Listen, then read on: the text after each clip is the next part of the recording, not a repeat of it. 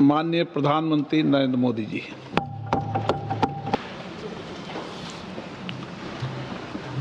आदरणीय अध्यक्ष महोदय,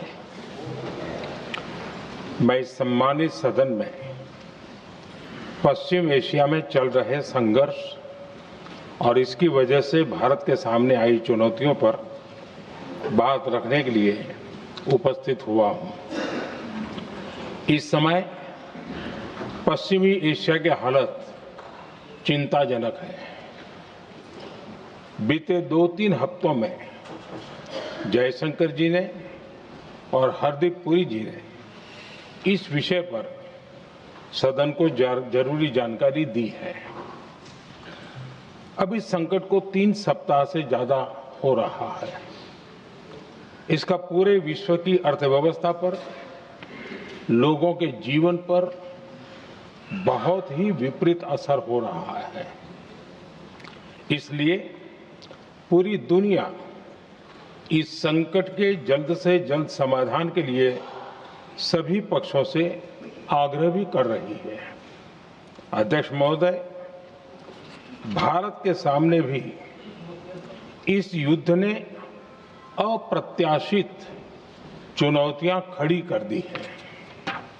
ये चुनौतियां आर्थिक भी हैं, नेशनल सिक्योरिटी से जुड़ी भी हैं और मानवीय भी हैं। युद्धरत और युद्ध से प्रभावित देशों के साथ भारत के व्यापक व्यापारिक रिश्ते हैं।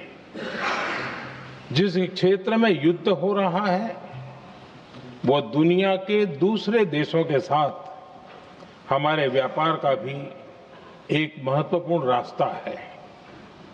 विशेष रूप से कच्चे तेल और गैस की हमारी जरूरतों का एक बड़ा हिस्सा यही क्षेत्र पूरा करता है।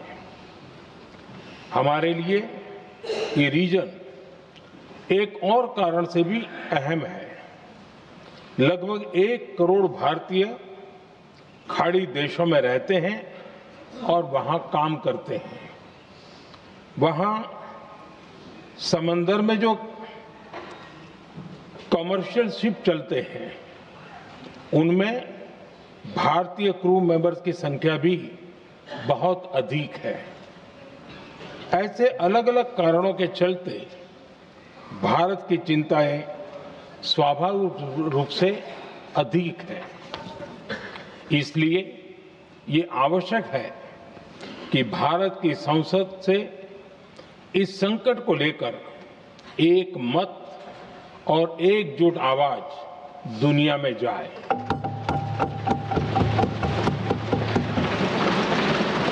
अध्यक्ष जी, जब से ये युद्ध शुरू हुआ है तब से ही प्रभावित देशों में हर भारतीय को जरूरी मदद दी जा रही है। मैंने खुद पश्चिम एशिया के ज्यादातर देशों के राष्ट्राध्यक्षों के साथ 2 राउंड फोन पर बात की है। सभी ने भारतीयों की सुरक्षा का पूरा आश्वासन दिया है। दुर्भाग्य से इस दौरान कुछ लोगों की दुखद मृत्यु हुई है और कुछ घायल हुए हैं। ऐसे मुश्किल हालात में परिवारजनों को आवश्यक मदद दी जा रही है। जो घायल हैं उनका बेहतर इलाज सुनिश्चित कराया जा रहा है। अध्यक्ष जी, प्रभावित देशों में हमारे जितने भी मिशन हैं वो निरंतर भारतीयों की मदद करने में जुटे हैं। वहां काम करने वाले भारतीय हो या फिर जो टूरिस्ट वहां गए हैं, सभी को हर संभव मदद दी जा रही है। हमारे मिशन नियमित रूप से एडवाइजरी जारी कर रहे हैं। यहां भारत में और अन्य प्रभावित देशों में 24/7 कंट्रोल रूम और आपातकालीन हेल्पलाइन स्थापित की गई है। इनके माध्यम से सभी प्रभावितों को त्वरित जानकारी दी जा रही है। अध्यक्ष जी, संकट की स्थिति में देश विदेश में भारतीयों की सुरक्षा हमारी बहुत बड़ी प्राथमिकता रही है। युद्ध शुरू होने के बाद से लेकर अब तक 3,75,000 से अधिक भारतीय सुरक्षित भारत लौट चुके हैं। ईरान से ही अभी तक लगभग 1,000 भारतीय सुरक्षित वापस लौटे हैं। इनमें 700 से अधिक मेडिकल की पढ़ाई करने वाले युवा हैं। खाड़ी देशों में भारतीय स्कूलों में हजारों विद्यार्थी पढ़ते हैं। सीबीएसई ने ऐसे सभी भारतीय स्कूलों में होने वाली कक्षा 10वीं और 12वीं की निर्धारित परीक्षाओं को रद्द कर दिया है। इन बच्चों की पढ़ाई निर्बाध चलती रहे, इसके लिए सीबीएसई उचित कदम उठा रही है। यानी सरकार संवेदनशील भी है, सतर्क भी है और हर सहायता के लिए तत्पर भी है।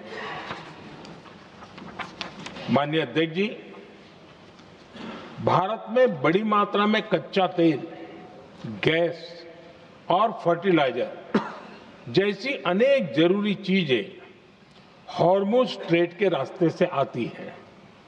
युद्ध के बाद से ही हॉर्मुज स्ट्रेट में जहाजों का आना जाना बहुत चुनौतीपूर्ण हो गया है। बावजूद इसके हमारी सरकार का ये प्रयास रहा है कि पेट्रोल, डीजल और गैस की सप्लाई बहुत ज्यादा प्रभावित न हो।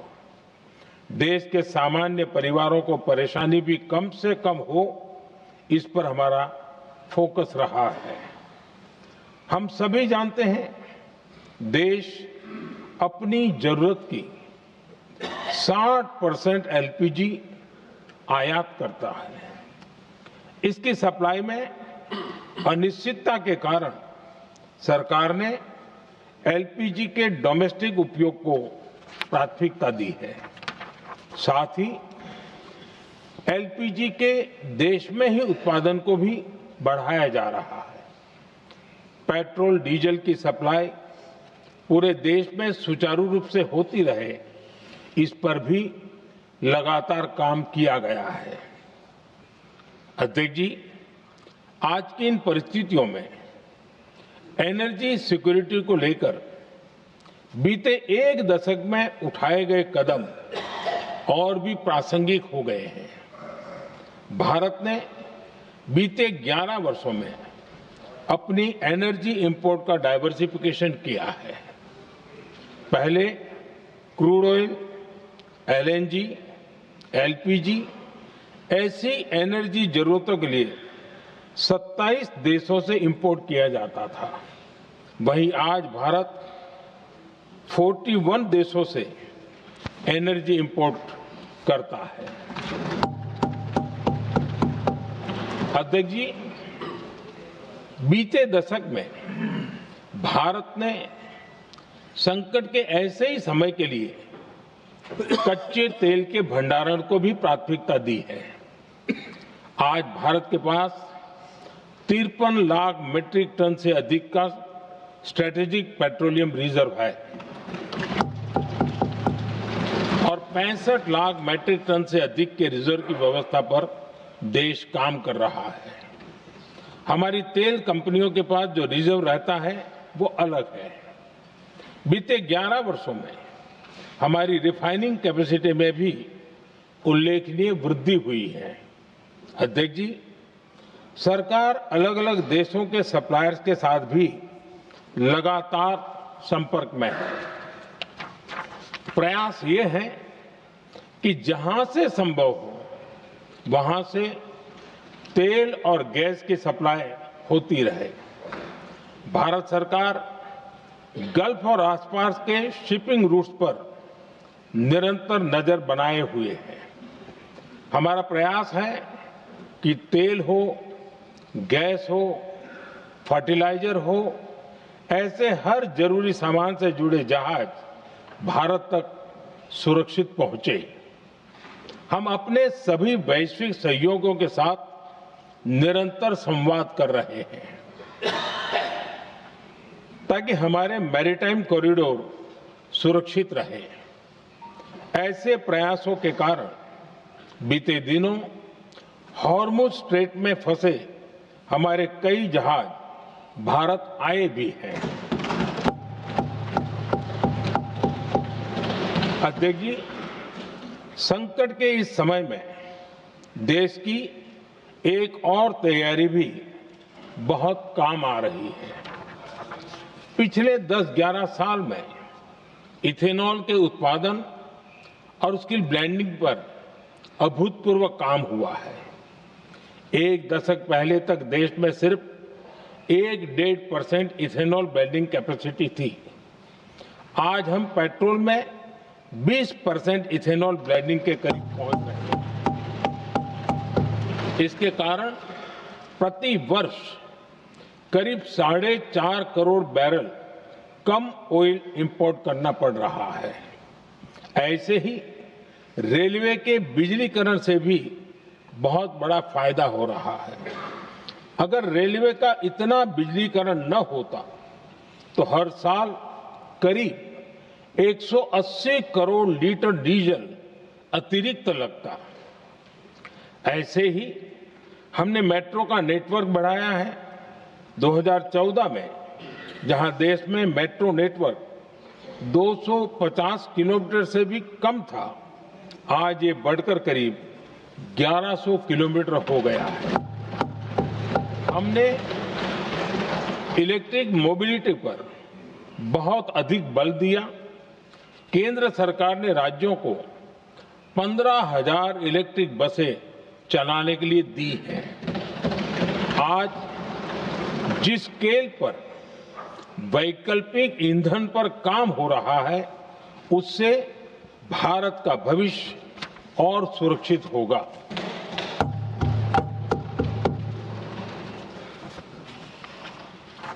आदरणीय अध्यक्ष जी, हम जानते हैं कि एनर्जी आज इकोनॉमी की रीढ़ है और ग्लोबल एनर्जी नीड्स को पूरा करने वाला एक बड़ा सोर्स वेस्ट एशिया है। स्वाभाविक है कि दुनिया भर की अर्थव्यवस्था वर्तमान संकट से प्रभावित हो रही है और भारत पर इसका कम से कम दुष्प्रभाव हो, इसके लिए निरंतर प्रयास किए जा रहे हैं। सरकार इसके शॉर्ट टर्म, मीडियम टर्म और लॉन्ग टर्म ऐसे हर असर के लिए एक रणनीति के साथ काम कर रही है। आज भारत की इकोनॉमी के फंडामेंटल्स मजबूत है। इससे भी देश को बहुत मदद मिली है। हम हर सेक्टर के स्टेक होल्डर्स के साथ चर्चा कर रहे हैं। जहां भी जरूरत है उस सेक्टर को आवश्यक सपोर्ट दिया जा रहा है। भारत सरकार ने एक इंटर मिनिस्ट्रियल ग्रुप भी बनाया है।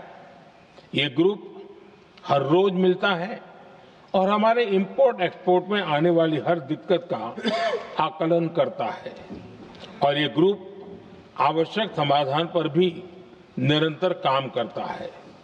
मुझे पूरा भरोसा है कि सरकार और इंडस्ट्री के साझा प्रयासों से हम परिस्थितियों का बेहतर सामना कर पाएंगे। माननीय अध्यक्ष जी, एक बड़ा सवाल ये है कि युद्ध का खेती पर क्या प्रभाव होगा।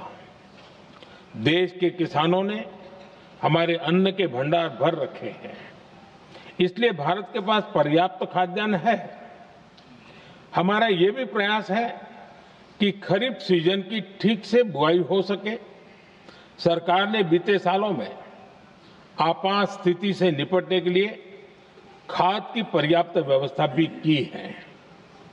अतीत में भी हमारी सरकार ने दुनिया के संकटों का बोझ किसानों पर नहीं पड़ने दिया था।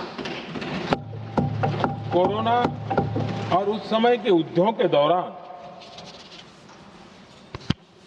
उस समय भी ग्लोबल सप्लाई चेन में डिस्ट्रप्शन आ गई थी। दुनिया के बाजार में यूरिया की एक बोरी 3,000 रुपये तक पहुंच गई, लेकिन भारत के किसानों को वही बोरी 300 रुपये से भी कम कीमत में उपलब्ध कराई गई।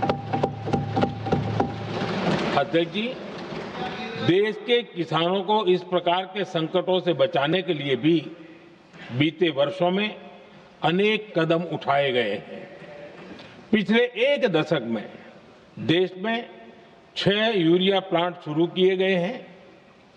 इससे सालाना 76 लाख मैट्रिक टन से अधिक की यूरिया प्रोडक्शन कैपेसिटी जुड़ी है। इस दौरान डीएपी और एनपीकेएस जैसी खाद का घरेलू उत्पादन भी करीब 50 लाख मैट्रिक टन बढ़ाया गया है। इतना ही नहीं, तेल और गैस की तरह खाद के आयात को भी डाइवर्सिफाई किया गया है। ऐसे ही डीएपी और एनपीके के आयात के लिए भी हमने अपने विकल्पों को विस्तार किया है। अध्यक्ष जी, सरकार ने देश के किसानों को made in India nano urea का विकल्प भी दिया है। सरकार किसानों को प्राकृतिक खेती के लिए भी प्रोत्साहित कर रही है। पीएम कुसुम योजना के तहत किसानों को 22 लाख से ज्यादा सोलर पंप दिए गए हैं। इससे भी डीजल पर उनकी निर्भरता कम हुई है। मैं सदन के माध्यम से देश के किसानों को विश्वास दिलाता हूं कि सरकार किसानों की हर संभव मदद करती रहेगी। आदरणीय अध्यक्ष जी, युद्ध का एक बहुत बड़ा चैलेंज ये भी है कि भारत में गर्मी का मौसम शुरू हो रहा है। आने वाले समय में बढ़ती गर्मी के साथ बिजली की डिमांड बढ़ती जाएगी। फिलहाल देश के सभी पावर प्लांट्स के पर्याप्त कोल स्टॉक्स उपलब्ध है। भारत ने लगातार दूसरे साल 100 करोड़ टन कोयला उत्पादन करने का रिकॉर्ड बनाया है। पावर जनरेशन से लेकर पावर सप्लाई तक के हमारे सभी सिस्टम की निरंतर मॉनिटरिंग भी की जा रही है और सरकार की तैयारियां उसको रिन्यूएबल एनर्जी से भी मदद मिली है। बीते दशक में रिन्यूएबल एनर्जी की तरफ देश ने बड़े कदम उठाए हैं। आज हमारी total installed power generation capacity का आधा हिस्सा रिन्यूएबल सोर्स से आता है। हमारी कुल रिन्यूएबल क्षमता आज 250 गीगावाट के ऐतिहासिक आंकड़े को पार कर गई। बीते 11 वर्षों में देश ने अपनी सोलर पावर कैपेसिटी करीब 3 गीगावाट से बढ़ाकर 140 गीगावाट तक पहुंचाई है। बीते वर्षों में देश में करीब 40 लाख रूफटॉप सोलर लगे हैं। इसमें पीएम सूर्यघर मुफ्त बिजली योजना से भी लोगों को काफी मदद मिली है। गोवर्धन योजना के तहत देश में आज 200 कॉम्प्रेस्ड बायोगैस प्लांट भी काम करना शुरू कर चुके हैं। ये सारे प्रयास आज देश के बहुत काम आ रहे हैं। सरकार ने भविष्य की तैयारी और बढ़ाते हुए शांति एक्ट माध्यम से देश में न्यूक्लियर एनर्जी के उत्पादन को भी प्रोत्साहित किया है। कुछ ही दिन पहले small hydro power development scheme को भी हरी झंडी दी गई है, जिससे अगले 5 वर्षों में 1500 मेगावाट नई हाइड्रो पावर कैपेसिटी जोड़ी जाएगी। आदरणीय अध्यक्ष जी, जहां तक डिप्लोमेसी की बात है, भारत की भूमिका स्पष्ट है। शुरुआत से ही हमने इस संघर्ष को लेकर अपनी गहरी चिंता व्यक्त की है। मैंने स्वयं भी पश्चिम एशिया की सभी संबंधित नेताओं से बातचीत की है। मैंने सभी से तनाव को कम करने और इस संघर्ष को खत्म करने का आग्रह किया है। भारत ने नागरिकों, एनर्जी और ट्रांसपोर्ट से जुड़े इंफ्रास्ट्रक्चर पर हमलों का विरोध किया है। कमर्शियल जहाजों पर हमला और हॉर्मुज स्ट्रेट जैसे अंतर्राष्ट्रीय जलमार्ग में रुकावट अस्वीकार्य है। भारत डिप्लोमेसी के जरिए युद्ध के इस माहौल में भी भारतीय जहाजों के सुरक्षित आवागमन के लिए निरंतर प्रयास कर रहा है। अध्यक्ष महोदय, भारत हमेशा से ही मानवता के हित में और शांति के पक्ष में अपनी आवाज उठाता रहा है। मैं फिर कहूंगा कि बातचीत और कूटनीति ही इस समस्या का समाधान है। हमारे हर प्रयास तनाव को कम करने, इस संघर्ष को समाप्त करने के लिए है। इस युद्ध में किसी के भी जीवन पर संकट मानवता के हित में नहीं है। इसलिए भारत का प्रयास सभी पक्षों को जल्द से जल्द शांतिपूर्ण समाधान के लिए प्रोत्साहित करने का है। अध्यक्ष जी, जब ऐसे संकट आते हैं तो कुछ तत्व इसका गलत फायदा उठाने की कोशिश भी करते हैं। इसलिए कानून व्यवस्था सुनिश्चित करने वाली सभी एजेंसियों को अलर्ट पर रखा गया है।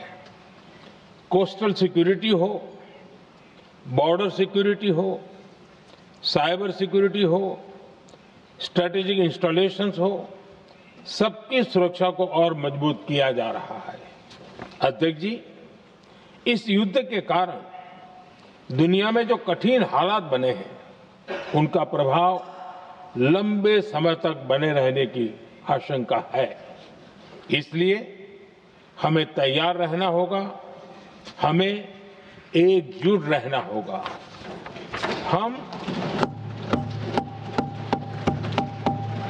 हम कोरोना के समय भी एकजुटता से ऐसी चुनौतियों का सामना कर चुके हैं। अब हमें फिर से उसी तरह तैयार रहने की आवश्यकता है। धीरज के साथ, संयम के साथ, शांत मन से हमें हर चुनौती का मुकाबला करना है और यही हमारी पहचान है, यही हमारी ताकत है। और हां, हमें बहुत सावधान और सतर्क भी रहना है। हालात का फायदा उठाने वाले झूठ फैलाने का प्रयास करेंगे, ऐसे लोगों की कोशिशों को सफल नहीं होने देना है। मैं देश की सभी राज्य सरकारों से भी इस सदन के माध्यम से आग्रह करूंगा, ऐसे समय में कालाबाजारी करने वाले, जमाखोरी करने वाले एक्टिव हो जाते हैं। इसके लिए कड़ी मॉनिटरिंग जरूरी है। जहां से भी ऐसी शिकायतें आती हैं, वहां त्वरित कार्रवाई होनी चाहिए। देश की हर सरकार और देश का हर नागरिक जब मिलकर चलेंगे तो हम हर चुनौती को चुनौती दे सकते हैं। इसी आग्रह के साथ मैं अपना वक्तव्य समाप्त करता हूं। बहुत बहुत धन्यवाद।